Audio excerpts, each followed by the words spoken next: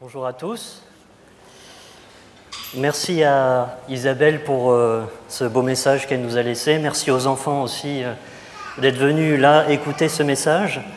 Et comme texte de base à notre réflexion de ce matin, que nous allons tous les trois vous proposer, je vous invite à ouvrir votre Bible dans Matthieu, au chapitre 18, et nous lirons à partir du verset 21 jusqu'au verset 35, jusqu'à la fin du chapitre.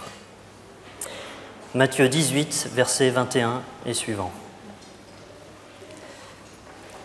Alors Pierre s'approcha et lui dit « Seigneur, quand mon frère commettra une faute à mon égard, combien de fois lui pardonnerai-je? Jusqu'à 7 fois ?» Jésus lui dit « Je ne te dis pas jusqu'à 7 fois, mais jusqu'à 70 fois 7 fois. » Ainsi en va-t-il du royaume des cieux comme d'un roi qui voulut régler ses comptes avec ses serviteurs. Pour commencer, on lui en amena un qui devait 10 000 talents. Comme il n'avait pas de quoi rembourser, le maître donna l'ordre de le vendre, ainsi que sa femme, ses enfants et tout ce qu'il avait en remboursement de sa dette. Se jetant alors à ses pieds, le serviteur prosterné lui disait « Prends patience envers moi et je te rembourserai tout. » Pris de pitié, le maître de ce serviteur le laissa aller et lui remit sa dette. En sortant, ce serviteur rencontra un de ses compagnons qui lui devait 100 pièces d'argent. Il le prit à la gorge et le serrait à l'étrangler en lui disant « Rembourse ce que tu dois !» Son compagnon se jeta donc à ses pieds et il le suppliait en disant « Prends patience envers moi et je te rembourserai. » Mais l'autre refusa. Bien plus, il s'en alla le faire jeter en prison en attendant qu'il lui remboursait tout ce qu'il devait. Voyant ce qui venait de se passer, ses compagnons furent profondément attristés et ils allèrent informer leur maître de tout ce qui était arrivé. Alors, le faisant venir, son maître lui dit « Mauvais serviteur, je t'avais remis toute cette dette parce que tu m'en avais supplié. Ne devais-tu pas, toi aussi, avoir pitié de ton compagnon, comme moi-même j'avais eu pitié de toi ?» Et, dans sa colère, son maître le livra au tortionnaire en attendant qu'il eût remboursé tout ce qu'il lui devait. C'est ainsi que mon Père céleste vous traitera, si chacun de vous ne pardonne pas à son frère du fond de son cœur. Amen. Le département famille, ce matin, a souhaité demander au comité d'église de nous accorder cette journée. Donc nous prolongerons cette journée cet après-midi lors d'un débat, d'une discussion. Vous pourrez vous prononcer si vous le souhaitez. Et nous vous proposons de traiter le thème du pardon ce matin. Alors Fabien, est-ce que tu peux nous dire qu'est-ce qui a motivé ce thème du pardon? Alors avant d'arriver à cette motivation, alors pourquoi nous nous sommes mis à 3 pour traiter ce thème? C'est pas parce qu'une personne ne peut pas le traiter ou que c'est trop lourd pour une seule personne à traiter. Tout simplement, c'est aussi permettre à des sensibilités différentes de s'exprimer. Et comme vous pouvez le remarquer, il n'y a pas de femmes parmi nous, mais sachez que dans notre département famille, la parité est respectée, mais nous avons simplement été élus sans être candidats, donc c'est pourquoi on se présente devant vous, mais nous espérons que la sensibilité de toutes et de tous va se retrouver dans ce que nous dirons ce matin, et bien sûr, toutes nos épouses sont avec nous, de tout cœur. Elles ont participé aussi à cette journée et elles participeront cet après-midi pour nous aider sur ce thème. Alors, pourquoi le choix de ce thème? C'est un des thèmes les plus importants parce que c'est au centre de la vie chrétienne. Le christianisme est basé sur un acte de pardon que Dieu a fait pour chacun d'entre nous, mais c'est aussi quelque chose dont nous avons énormément besoin, car enfants, comme on l'a vu avec l'histoire, adultes, nous subissons tous quelquefois des injustices de manière répétée ou de manière volontaire ou involontaire, et nous sommes amenés à réagir. Alors on peut réagir de plusieurs manières, et quand la douleur est forte, des fois on a des réactions qu'on ne peut pas maîtriser. Et si vous regardez globalement dans le monde autour de nous, malgré toutes les tentatives pour essayer de généraliser la paix, la violence reste le moyen le plus adopté pour résoudre certains conflits. Mais est-ce que c'est la seule? Je n'en suis pas certain. Et d'ailleurs, j'ai noté quelques citations de penseurs de notre monde qui disent, Roberto Assagioli qui dit « Sans pardon, la vie est gouvernée par un parcours sans fin de ressentiment et de vengeance. » Et j'ai aussi une citation de Gandhi qui précise « La non-violence est infiniment supérieure à la violence. Le pardon est plus viril que le châtiment. Le pardon est la parure du soldat. » Alors, on était en droit de se poser la question, est-ce que le monde se porterait mieux si l'on pratiquait une démarche de pardon? Est-ce que les familles que nous formons pour certains se porteraient mieux si nous étions dans cette démarche? Est-ce que les couples se porteraient mieux, plus harmonieusement si l'on se pardonnait? Et Jean de la Bruyère disait, l'on ne peut aller loin dans l'amitié, et moi je vais rajouter dans le mariage, si l'on n'est pas disposé à se pardonner les uns les autres nos petits défauts.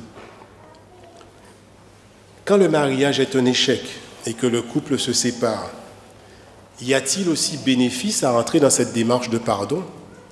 Ou la vengeance n'est-elle pas plus agréable?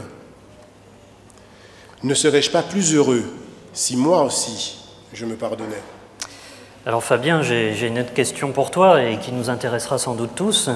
Puisque apparemment le pardon semble quelque chose d'indispensable, est-ce que tu peux nous dire, selon toi, est-ce qu'il faut du coup pardonner à tout, à n'importe quel prix? Et si oui, comment est-ce qu'on pourrait s'y prendre? Est-ce qu'il y a des abus? Est-ce qu'il peut y avoir des conséquences un peu mauvaises dans ce cas-là?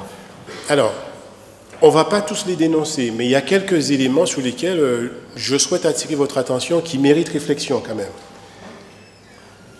Il semble qu'il faudrait pardonner à tout le monde de manière inconditionnelle, qu'il y ait reconnaissance des blessures ou pas, des fautes commises. Moi, je me pose la question, est-ce que c'est bien ce qu'enseigne la Bible et ce qu'on va essayer de voir ce matin? Quel est le rôle de la repentance? Est-ce que Dieu pardonne aux pécheurs qui ne se repentent pas? Deuxième autre idée qui m'est venue à l'esprit, si tu n'arrives pas à oublier, c'est que tu n'as pas pardonné. Est-ce pour autant que l'offenseur doit nier sa souffrance, ses émotions et ne plus revenir sur le passé? N'y a-t-il pas des étapes? Autre point, pardonner, c'est se placer, se retrouver à nouveau en face de l'offenseur comme avant l'offense subie. Et là, je vais porter la nuance, cela est-il toujours possible? Surtout, par exemple, si l'offenseur n'a pas reconnu sa faute. Ne serait-ce pas se mettre dans une insécurité relationnelle? Il y a aussi le fait de minimiser l'importance de ce qui est arrivé. Et ça peut se passer dans les cas d'abus physiques ou sexuels ou mental, où l'offensé a tendance à atténuer dans son esprit la gravité du comportement inacceptable de l'autre. Et cela n'aide pas forcément l'offenseur à reconnaître ses torts. Autre point, excuser l'offenseur, c'est peut-être refuser d'affronter l'offense et l'offenseur. Et Proverbe 28, verset 3 nous dit « Celui qui reprend un homme trouve ensuite plus de faveur que celui dont la langue est flatteuse. » Retenir l'offenseur en otage, c'est peut-être ce qu'on retrouve le plus souvent. Et on ne pardonne pas quand on maintient perpétuellement l'offenseur dans un statut d'infériorité morale, quand on le sent définitivement obligé. On peut prendre un exemple, c'est le cas d'un conjoint qui pardonne à son autre conjoint sans même se donner le temps de vivre le processus de la peine et de la colère. Et on peut ainsi concéder du bout des lèvres un pardon, mais qui sera chargé d'un désir de vengeance. Et c'est un prix très élevé pour le conjoint, et même très élevé pour celui qui va accorder le pardon hâtivement.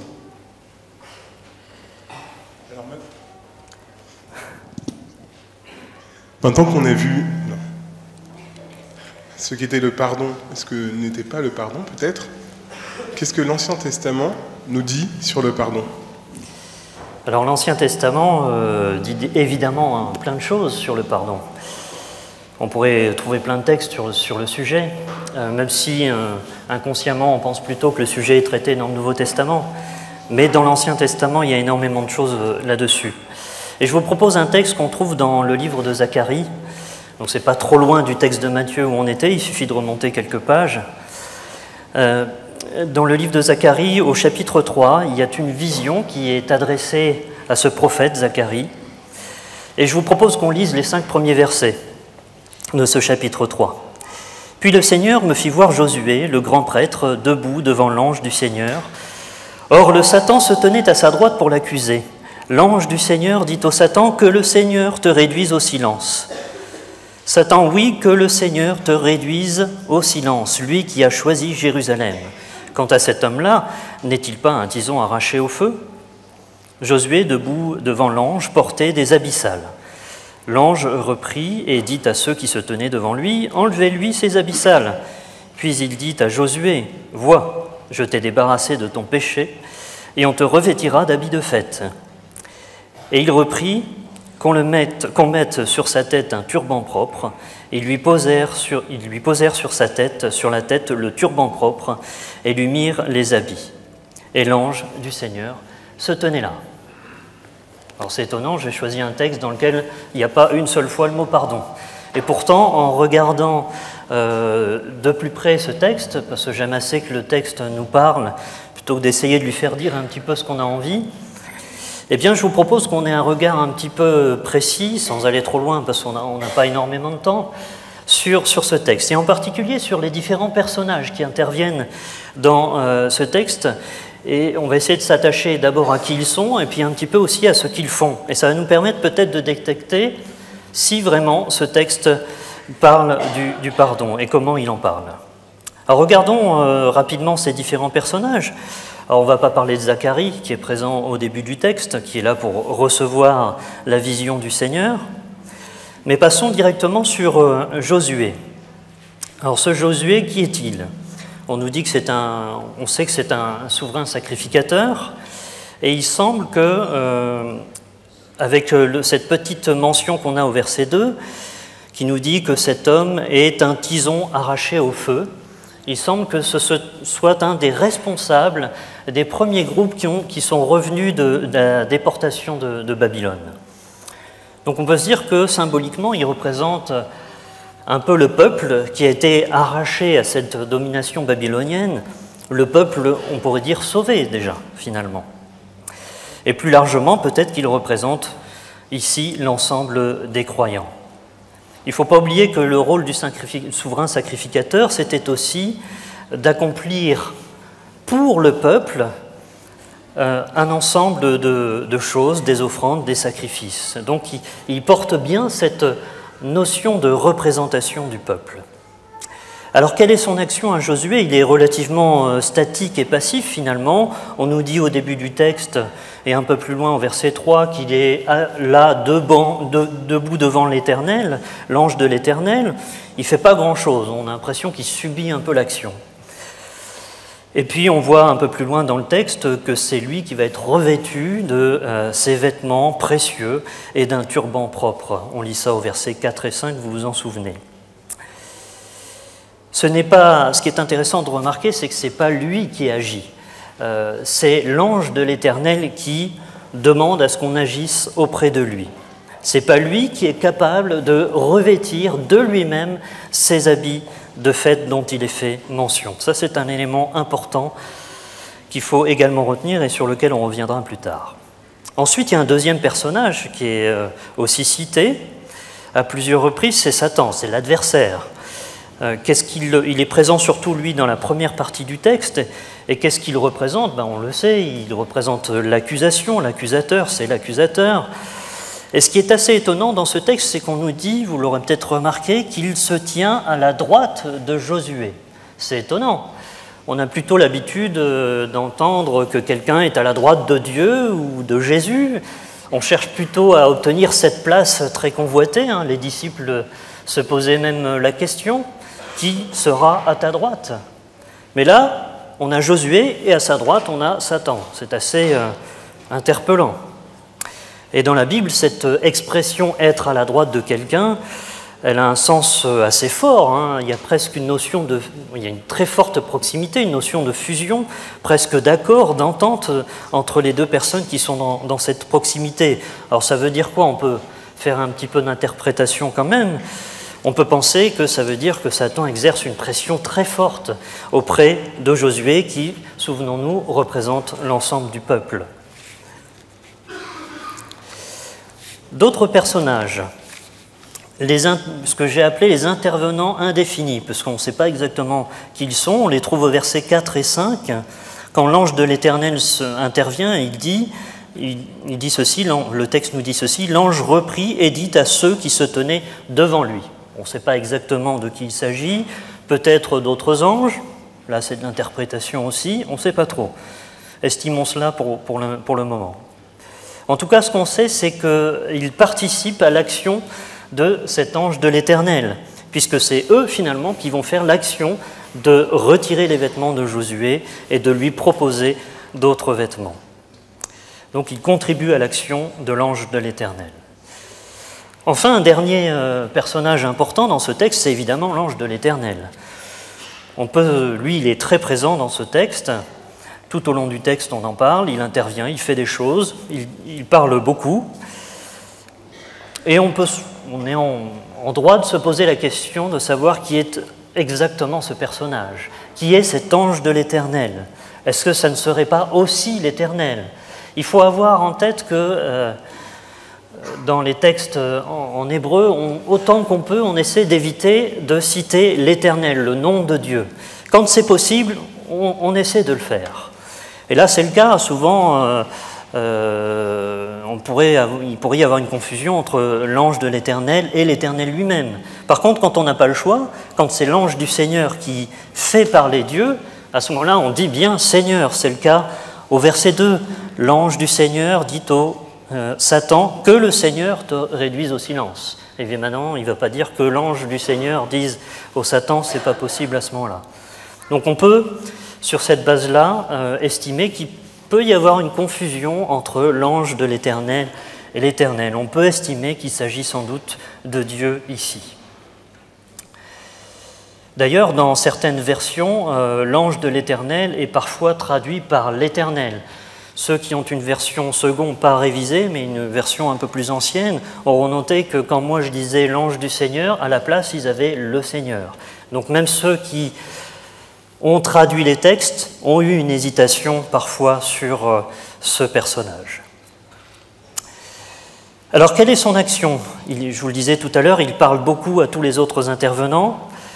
Il fait parler Dieu, bien entendu. Il parle à Satan, sur qui un jugement est porté, un jugement de Dieu, c'est ce que nous dit le verset 2. Il parle à ces intervenants indéfinis, à qui il donne des ordres, et ces ordres qu'il s'attribue ensuite lorsqu'ils sont exécutés. Le texte nous dit « Je t'enlève ta faute » ou « Je t'ai débarrassé de ton péché », c'est la deuxième moitié du verset 4 qui nous dit ça. Donc il donne des ordres, mais au final, il s'attribue ce qu'il a demandé à ces fameux intervenants indéfinis.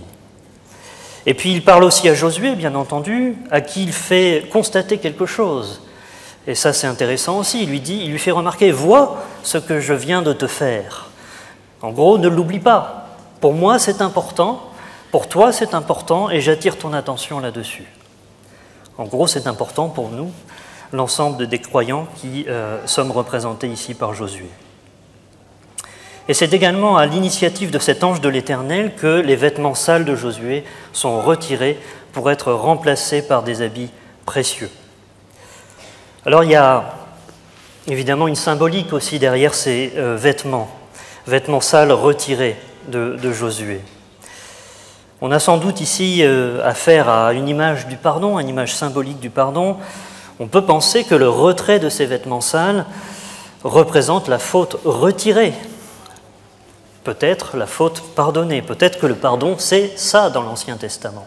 C'est le fait de retirer la faute. C'est pas seulement ça, on le verra un peu plus tard, mais c'est au moins ça. Enlevez-lui ses habits sales, le début du verset 4, et ensuite on a, dans la deuxième moitié du verset 4, « Vois, je t'ai débarrassé de ton péché ». Il y a évidemment un rapport fort entre cette symbolique du vêtement sale retiré et du péché dont on se débarrasse, qui représente ici le pardon. Donc concrètement, d'après ce texte, c'est bien Dieu qui accorde le pardon aux pécheurs. Voilà, c'est ça, exactement.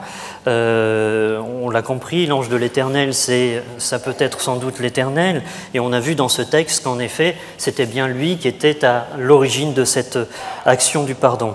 Donc en effet, on peut tout à fait affirmer cela, en tout cas en s'appuyant sur ce texte. Et ce qui est intéressant, c'est que c'est un pardon immédiat. Ce n'est pas quelque chose qui est fait maintenant et qui a un effet plus tard. Dieu nous pardonne immédiatement. Dans le temps présent, c'est bien le présent de l'indicatif d'ailleurs qui est utilisé dans ce texte à ce moment-là et qui s'applique à l'ensemble de nous les croyants, en tout cas de ceux qui ont cette conviction et qui sont ici représentés par Josué, je le rappelle encore une fois. L'autre élément qui est intéressant et qui est important, c'est qu'il semble avoir une espèce de consensus céleste autour de ce pardon. L'Éternel, l'ange de l'Éternel, ceux qui interviennent, qui sont indéfinis, qui sont peut-être des anges également, tous semblent vouloir contribuer à ce pardon, contre l'œuvre de Satan et pour le pardon de Jérusalem, de Josué, tous les deux symboles de ceux qui sont sauvés. Alors Olivier, on va te laisser la parole. Je sais que toi, tu vas te pencher plus sur la notion du pardon dans le Nouveau Testament. Et je peux peut-être introduire la chose en te disant, certes, on a reçu le pardon de Dieu, mais peut-il y arriver des fois où nous pouvons faire obstacle à ce pardon? Alors ce que j'aime bien dans le Nouveau Testament, c'est que c'est pratique. C'est qu'on est dans la pratique. Et effectivement, le pardon nous est donné, c'est un don, c'est un don gratuit de Dieu. Mais on peut voir dans le Nouveau Testament que ce pardon-là, on peut finalement être soi-même le propre obstacle à ce pardon. Et je voudrais prendre le texte que tout le monde connaît, de Matthieu 6, verset 12. C'est le texte du Notre Père. On connaît tellement ce texte qu'on le récite souvent par cœur. « Pardonne-nous nos offenses, comme nous aussi nous pardonnons à ceux qui nous ont offensés. » Cette phrase, on l'a dite, redite, plein de fois, peut-être des centaines de fois. Mais est-ce qu'on a bien pris conscience de ce qu'elle impliquait? Pardonne-nous nos offenses, comme nous pardonnons à ceux qui nous ont offensés. Il y a une relation de cohérence totale entre le pardon que Dieu nous offre et celui que nous, on peut offrir aux autres. Et j'aime bien cette phrase parce qu'elle est tournée dans un sens assez particulier. Il faut que l'on pardonne si l'on veut recevoir le pardon de Dieu. Et cette cohérence-là, elle est mise en œuvre concrètement dans nos vies par rapport à ce que l'on croit. Est-ce que je crois vraiment que le pardon que Dieu m'accorde, finalement, me permettra de vaincre le péché? Alors souvent, pour nous, en tant qu'individus, on est assez d'accord avec cette idée, parce que ça nous plaît bien de se faire pardonner. Mais est-ce qu'on est aussi d'accord avec cette idée pour les autres? Est-ce que je crois que lorsque je pardonne à l'autre, je remporte une victoire? Est-ce que dans le monde dans lequel on vit, le pardon n'est pas considéré comme une faiblesse? Comme finalement se mettre en dessous de l'autre? Est-ce qu'on dit, mais si je pardonne trop, finalement, qu'est-ce que je vais devenir, moi? Et c'est assez intéressant de voir qu'on aime bien couper cette phrase en deux. On aime bien recevoir le pardon de Dieu, mais par contre, on a du mal à l'accorder de manière illimitée. Et finalement, ne pas accorder son pardon aux autres crée mécaniquement, logiquement, une barrière dans la possibilité que Dieu nous donne d'accepter ce pardon.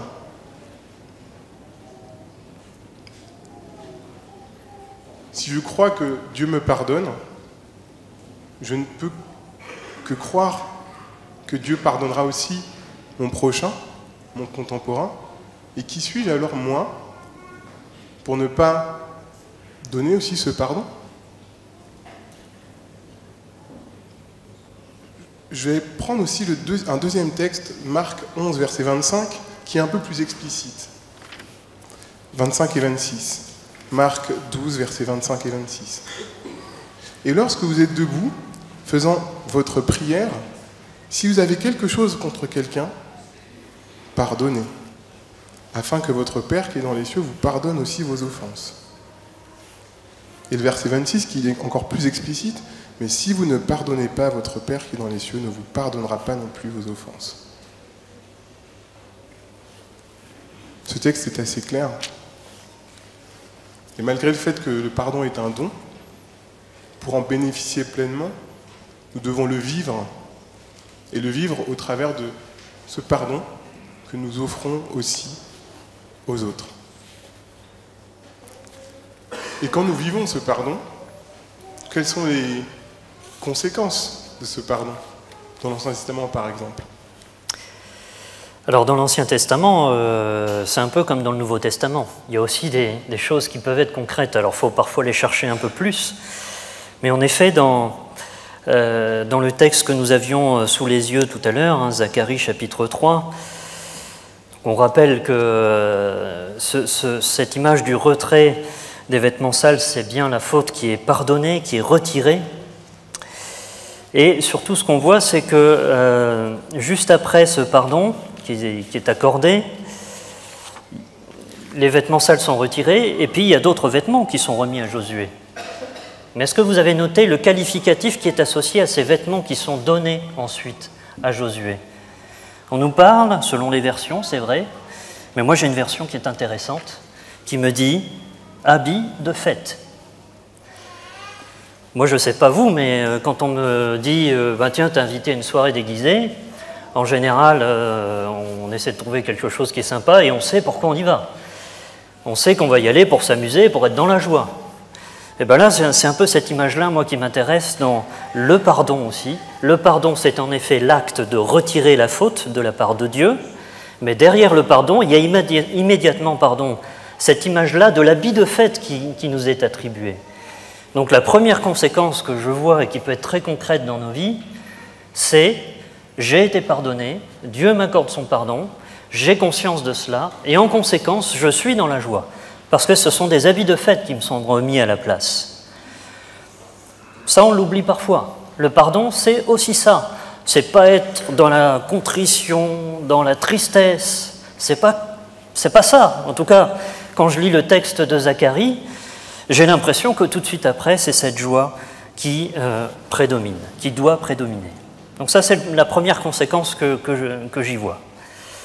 Deuxième conséquence, c'est un Dieu qui reste présent.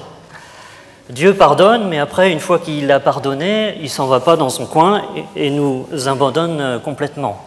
Bien au contraire, là aussi, si on regarde un petit peu le texte de près, à la fin des 5 versets que nous avons lus tout à l'heure, j'ai cette petite phrase qui peut nous échapper.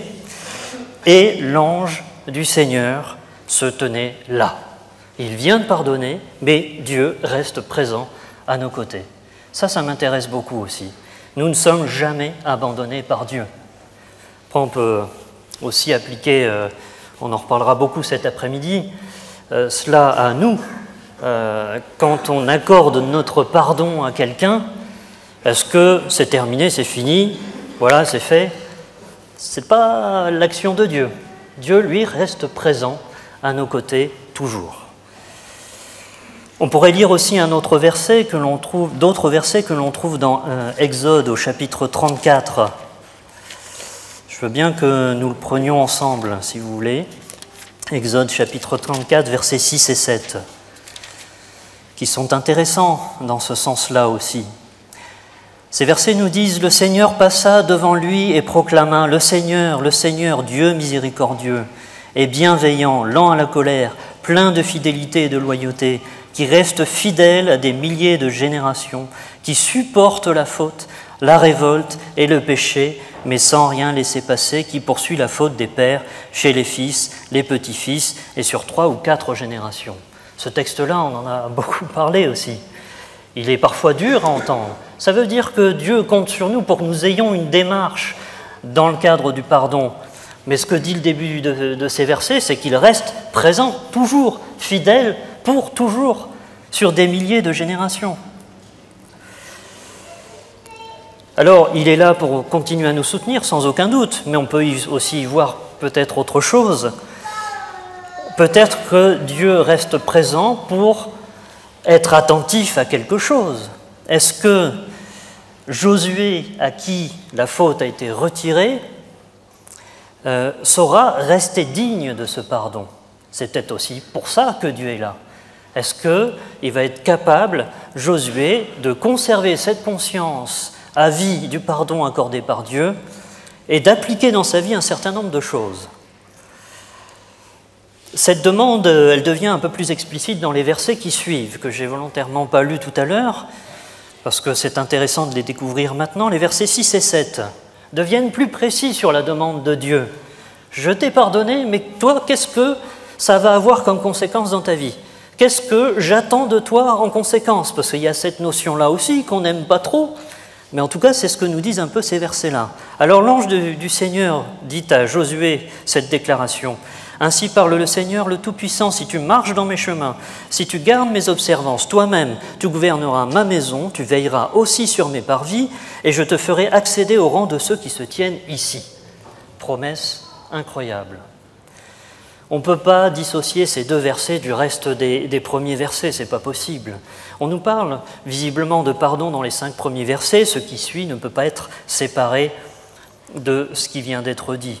Il y a donc forcément un lien entre ce qui est dit ici dans ces versets 6 et 7 et entre ce qu'il vient de se passer.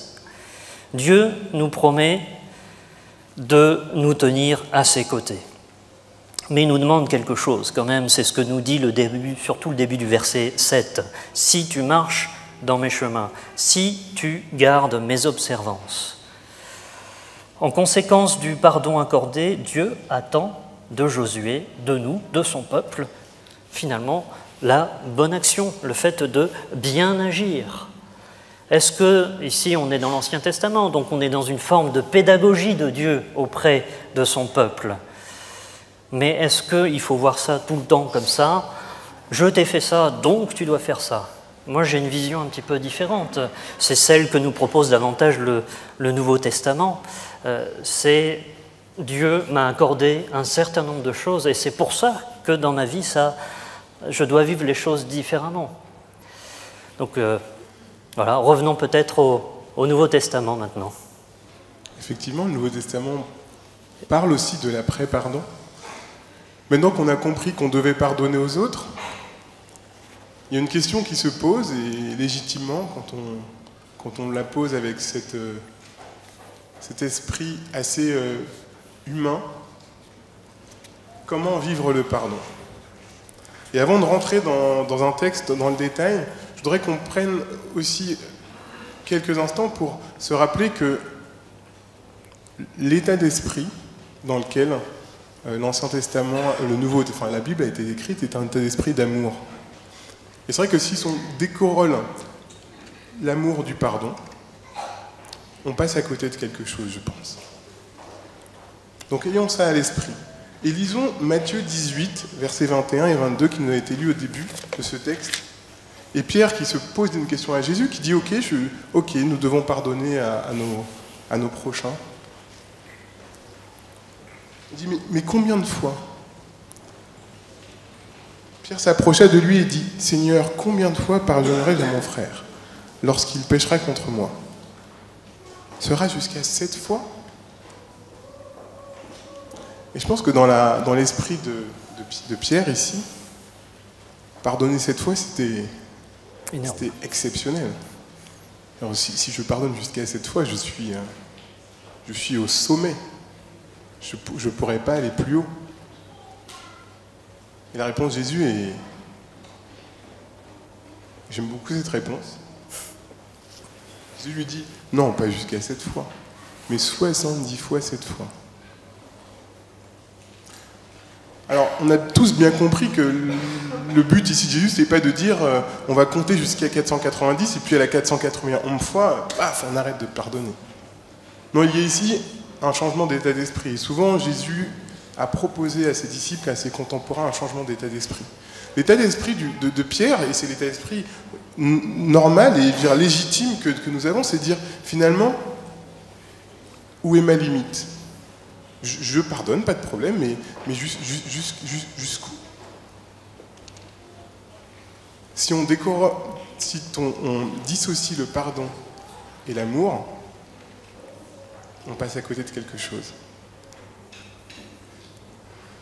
Si on estime que le pardon, c'est un acte d'amour, la question « jusqu'à quand puis-je pardonner ?» pourrait se reformuler « où est ma limite d'amour? Jusqu'à quand pourrais-je aimer ?» Est-ce qu'il y a une limite à l'amour? Est-ce qu'il y a une limite au pardon? Et la logique de Dieu est totalement différente.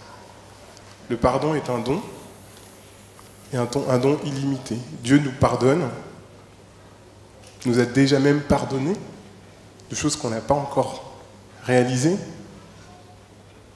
si ce n'est qu'on lui demande de nous pardonner. Et lorsqu'on l'applique dans nos vies, ça peut paraître dur. Et je voudrais prendre un deuxième texte, Luc 17, versets 3 et 4, qui est encore plus dur, je trouve, que ce texte de Pierre. Luc 17, versets 3 et 4, qui dit « Prenez garde à vous-même. Si ton frère a péché, reprends-le. Et s'il se repent, pardonne-lui. Et s'il a péché contre toi 7 fois dans une journée, et que 7 fois il revient à toi en disant « Je me repens », tu lui pardonneras. » Quand on lit ce texte, on a l'impression que c'est limite absurde. Comment quelqu'un pourrait nous faire une faute une fois, 2 fois, ok, jusqu'à 7 fois le même jour, et revenir le même jour à chaque fois pour dire « je me repens ». Et nous, 7 fois d'affilée la même journée, dire « j'accepte ton pardon ». Ça paraît infaisable, ça paraît absurde, ça paraît illogique, enfin, ça paraît complètement décorrélé de la réalité. Pourtant, c'est ce qui est écrit. Et comme je disais, si on oublie ce contexte d'amour, on passe à côté de quelque chose. Et pour vous prouver que ça peut exister, je vais prendre un exemple concret. Je prends l'exemple de parents et d'enfants. Quand on est parents, qu'on a des enfants, on sait que nos enfants ne sont pas parfaits. On sait que nos enfants vont faire des bêtises et qu'ils vont les refaire et les refaire et les refaire. Pourtant, en tant que parents, on est déjà disposé à leur pardonner lorsqu'ils vont venir nous voir et dire « Papa, je suis désolé. Maman, je m'excuse. » C'est naturel. Et si on relit ce texte avec cette petite transposition, ça paraît tout de suite beaucoup plus logique. Permettez-moi de paraphraser. Si ton enfant a péché, a fait une faute, reprends-le. Et s'il se reprend, pardonne-lui. Oui, évidemment. Et si ton enfant fait une faute 7 fois dans une journée et que 7 fois il vient et il te demande pardon, pardonne-lui aussi. Bah oui, évidemment. Alors elle est où la différence? La différence, c'est que dans cette relation, père-enfant, c'est l'amour qui compte. Ce que l'on veut, c'est garder une relation avec notre enfant et aussi lui transmettre quelque chose. Dans ce que Jésus propose à Pierre, en lui disant 70 fois 7 fois, c'est un changement de référentiel. Quand on fait une faute, quand on offense quelqu'un, on initie un cercle, une spirale négative, de péché. Et en pardonnant, on casse ces spirales et on initie une deuxième spirale qui est une spirale d'amour. Et quand on le fait pour les enfants, on appelle ça l'éducation, mais on souhaite que nos enfants apprennent à l'amour, apprennent à pardonner. Et pourquoi ne souhaiterions-nous pas cela aussi pour les autres? Si nous aimons notre prochain, nous devons voir l'offense, pas seulement comme la faute aussi que l'on subit, mais aussi comme une opportunité de pouvoir expérimenter l'amour avec l'autre, de pouvoir lui faire vivre une expérience d'amour. Et en prenant en compte ça, on se rend compte que on retombe dans ce combat entre le péché et l'amour. Si on laisse développer les sentiments de non-pardon, qui sont l'irritation, qui sont la colère, que sont la haine, on rentre dans cette spirale. Et cette spirale, elle boucle et elle dure. Et pour la briser, Dieu nous propose le pardon.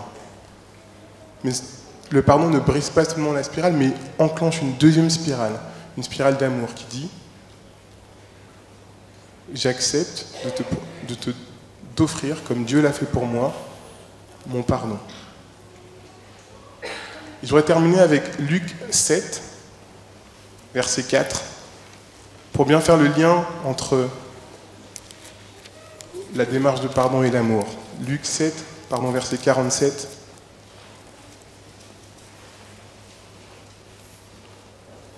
C'est pourquoi je te dis, ses nombreux péchés ont été pardonnés car elle a beaucoup aimé. Mais à celui à qui on pardonne peu, aime peu. Le principal enseignement du pardon dans le Nouveau Testament, c'est que le pardon, c'est l'expérience de l'amour qu'on peut avoir envers les autres. Et finalement, c'est une bénédiction dans le sens vouloir le bien. Si je veux le bien de l'autre, je serai beaucoup plus disposé à lui offrir mon pardon lorsqu'il me le demandera. On voit bien que le sujet est vaste, qu'on pourrait en parler très longtemps. D'ailleurs, vous êtes encore une fois conviés à venir partager davantage sur le sujet cet après-midi. On aura l'occasion d'aborder d'autres aspects du pardon, mais il faut qu'on arrive à la conclusion. Et Fabien, est-ce que tu peux nous dire les choses importantes à retenir ? Alors malheureusement, comme le temps presse, je serai obligé de raccourcir encore plus la conclusion pour essayer d'aller à l'essentiel. Comme on a vu ce matin, la Bible nous propose aussi une forme de pardon transactionnel autour de la confession et de la repentance, aussi de celui de l'offenseur qui a commis l'offense. Mais comme on peut l'imaginer, ça n'est pas juste un acte ponctuel. C'est un processus où l'on apprend à tenir le pardon. Je prends un exemple. Imaginez que moi, je vous ai offensé, donc je suis l'offenseur et vous êtes l'offensé. Si je vous demande pardon, vous me pardonnez et tous les deux, nous entrons dans une démarche de pardon dans laquelle chacun de nous doit faire sa part pour sauvegarder la réconciliation. Votre pardon, c'est un don gratuit et libre de votre part que vous me faites. C'est ce que je pourrais appeler peut-être la justification. Et notre pacte, la sanctification, je vais l'appeler, est le don que nous nous faisons mutuellement par rapport à ce que nous avons reçu de Dieu. Donc c'est vraiment une démarche dans laquelle l'offenseur et l'offensé sont tous les deux liés. C'est aussi une décision mentale, émotionnelle que l'on prend pour éliminer tous les sentiments de colère, les plans de vengeance causés par le mal et aussi le refus de la rancœur. Une fois qu'on est libéré de tout cela, nous pouvons renouveler en nous des sentiments de compassion et d'amour pour celui qui a fait du mal. Dieu a initié le premier cette démarche pour nous, démarche de réconciliation qui nous amène aujourd'hui à considérer Dieu comme notre Père, comme un ami. Et cette démarche, il nous demande aussi de le vivre les uns avec les autres. Nos familles se porteront mieux. Notre Église aussi se portera mieux. Notre foyer, notre couple se portera mieux. Et chacun d'entre nous sera libre. Amen. Amen.